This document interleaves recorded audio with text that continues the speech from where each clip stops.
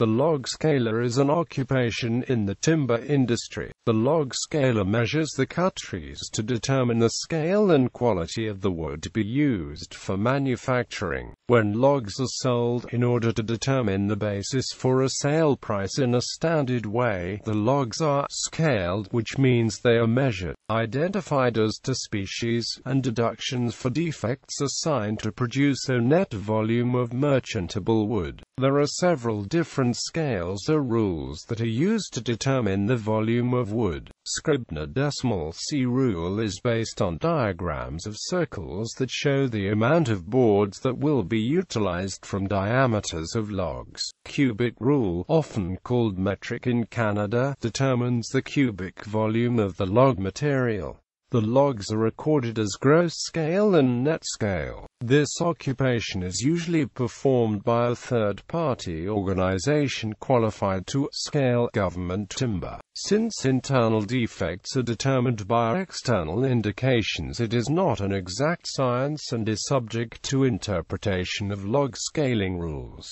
The log scaler is subject to random check scales, in which another scaler rescales exactly the same logs and the results are compared. The log scaler must be within plus a 1% of the gross scale and plus a 2% of the net scale to keep the certification to scale. The scale is used for payment, quality control and inventory purposes. Historical methods. Historically in the Pacific Northwest, logs were first sold after they were delivered to the water and rafted to the mill. Bundle rafts have bundles of logs that are tightly fastened together, and some logs are well below the waterline. Consequently, log scalers would walk the rafts and measure and grade the logs in the water. When logging was done by hand, the fallers and backers were often paid on a piecework basis, so the individual workman's production was scaled daily as well. Presently few logs are ever rafted.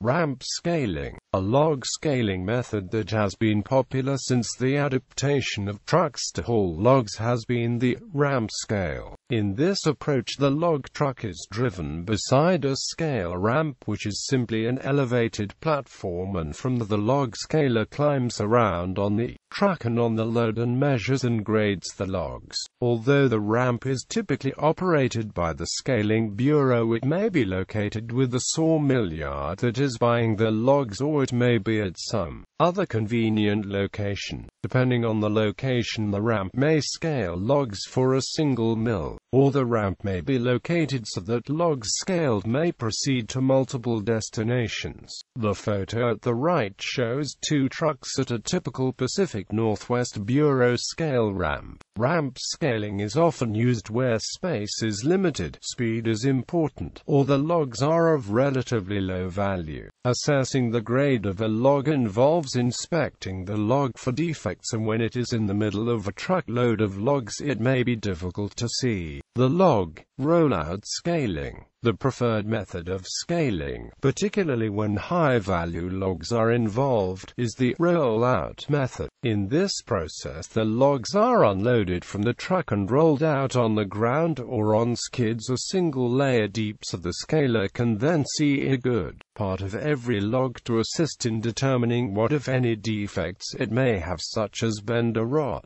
Roll-out scaling has to be done where heavy machinery is available to handle the logs and requires the space to do the rollout as well as the time and expense of the extra handling. Rollout scaling can be more efficient as the trucks do not have to wait to be scaled and can be unloaded and leave immediately. This contrasts with the ramp scale, where the truck must wait until the scaling is complete. At times there are still places where the logs are coming in on a railroad and the car can be left for roll-out scale. Timber cruisers also estimate the volume of timber, for example in a timber sale where the timber is sold on the stump, and can see the logs and where limbs grew on a tree, especially the lower logs in a tree, which have the most volume and often the best grade of log, and thus often the most value, better than a scaler. However, roll-out scale helps the scaler do that better than truck scale, or up in British Columbia, in a log craft. The better the quality and bigger the size of logs are, the better it is to scale logs when they are rolled out.